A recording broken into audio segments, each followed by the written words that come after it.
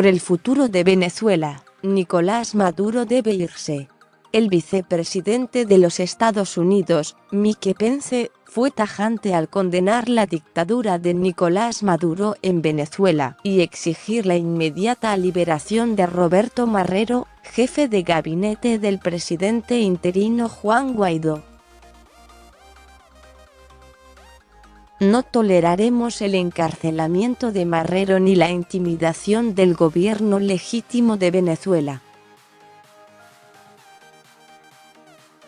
Y los responsables de este acto serán considerados responsables, expresó el exgobernador de Indiana, en una editorial que publicó el viernes el Nuevo Herald.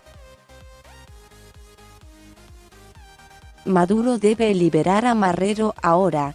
Esta atroz violación del Estado de Derecho es solo el ejemplo más reciente de la brutalidad y el despotismo de Maduro. El mes pasado, el mundo observó cómo el dictador bailaba en Caracas, mientras que sus secuaces asesinaron a civiles y bloquearon camiones de alimentos y medicinas destinados a mitigar el sufrimiento de la población de Venezuela, agregó. La madrugada del jueves, efectivos del Servicio Bolivariano de Inteligencia, SEBIN, arrestaron a Marrero en su residencia en Caracas y lo acusaron de terrorismo. En estos momentos están en mi casa. El SEBIN está aquí. Lamentablemente llegaron a mí. Sigan la lucha, no se detengan, cuiden al presidente, Juan Guaidó, y que sea lo que Dios quiera. Dios los bendiga. Fuerza y fe. El pueblo no debe detenerse por esto. Demos a entender que el que se cansa pierde, fue el mensaje del funcionario antes de ser conducido a una instalación secreta del régimen. Bajo la administración del presidente Donald Trump, Estados Unidos ha endurecido las medidas de presión en contra de Maduro, al tiempo que destinó $200 millones en ayuda para los millones de desplazados que ha dejado la crisis social, política y económica en Venezuela. 9 de cada 10 venezolanos viven en la pobreza. La brutalidad de Maduro ha impulsado el éxodo masivo transfronterizo más grande en la historia de este hemisferio, ya que más de 3 millones de venezolanos han abandonado su patria y se espera que otros 2 millones se vayan este año, agregó Pence, quien a principios de mes informó de la revocación de 77 visas a oficiales de Maduro y sus familiares.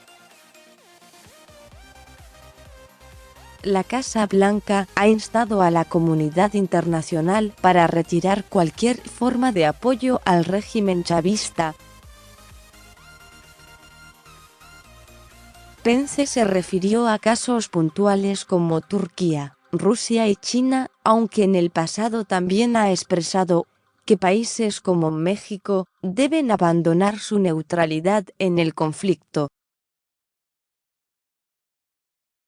La verdad es que lo hace con la ayuda de naciones que se niegan a reconocer que no tienen ningún derecho legítimo al poder y que continúan apoyando su dictadura. Incluso ahora, los servicios militares y de inteligencia cubanos entrenan, apoyan y dotan de equipos a la policía secreta de Venezuela mientras intimidan a los manifestantes y silencian a la oposición. Ante la fuerte presión de varias naciones encabezadas por Estados Unidos, Maduro habría contactado a oficiales estadounidenses para buscar un acuerdo, que fue rechazado por el presidente Trump, aseguró el senador de Florida, Marco Rubio. El vicepresidente estadounidense concluyó exigiendo la salida de Maduro de Venezuela por el futuro de niños como Daniel, un joven que se acercó durante un mitin a Guaidó y alzó la voz por todos los menores venezolanos. El presidente Guaidó hablaba en una manifestación en la ciudad norteña de Valencia cuando un joven llamado Daniel se hizo camino al frente de la multitud, ansioso por la oportunidad de hablar.